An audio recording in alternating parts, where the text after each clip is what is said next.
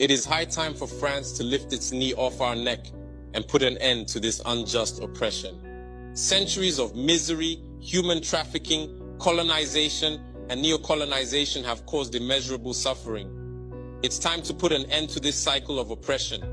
It's high time for France to leave us alone.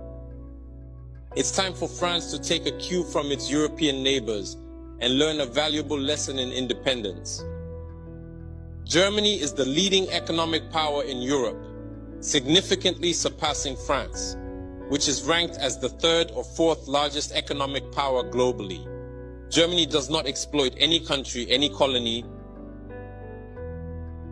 I can mention Italy, I can mention Spain, who had colonies before, but who do not exploit anyone, who do not interfere, who do not impose leaders in their former colonies. On what grounds does France believe it can continue to impose leaders on us and make choices on our behalf? This must come to an end. And the emerging Africa, the African youth, the African elites, and the African diaspora all stand united in saying no, it cannot continue any longer. France's hypocrisy is evident and pervasive in daily life. Let's examine the cases of Mali and Chad as prime examples of this hypocrisy. In Chad, where the constitutional process has been interrupted, France applauded and its president visited to officially consecrate the new king's coronation ceremony. In Mali, where it is not the constitutional process that has been interrupted, but the transition process, France has condemned and even packed up its things to say that it is leaving Mali. That's hypocrisy. It's the double standard. It is the double language that France employs in its dealings with Africa. During our questioning of Mr. Jean-Yves Le Drian regarding the situation in Ivory Coast and France's decision to allow a third term, he provided a clear explanation. He stated that while he accepted the third term for Ouattara, he refuses it for Belarus. He emphasized that France has condemned the situation in Belarus and has actively encouraged the European Union to do the same. Le Drian explains that in Belarus, millions protested, unlike Ivory Coast, where there were no mass demonstrations on the streets. This is how France deals with African issues. Personally, we expect absolutely nothing from France.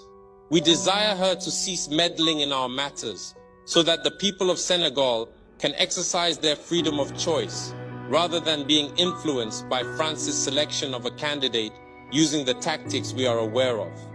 We begin by targeting individuals, adorning them with the Legion of Honor or a similar knightly rank, enlisting them in Masonic lodges, and informing them to prepare themselves as they will be next in line. Even the hypothesis that Macky Sall may not succeed, we know who is being prepared by France.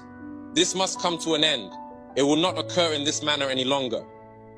Let's be clear. We have absolutely nothing against the French people. In France, both political and citizen voices are rising to hold and express the same discourse as the one I am currently presenting to you. For example, the deputies, such as Mrs. Frédérique Dumas, who regularly speaks on the platform of the Assembly, who regularly writes to the Minister of Foreign Affairs, since she is a member of the Foreign Affairs Committee, to raise this unfair behavior of France towards Africa, hold the same speech as us. The same Mr. Jean-Luc Mélenchon, Jean-Paul Lecoq, André Chassaigne, all deputies, hold the same discourse as us, and hundreds of other voices,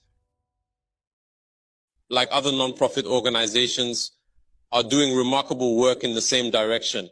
We strongly urge France to listen to the voices that speak to it about our plan for a more collaborative, fairer, and sustainable partnership between Africa and France.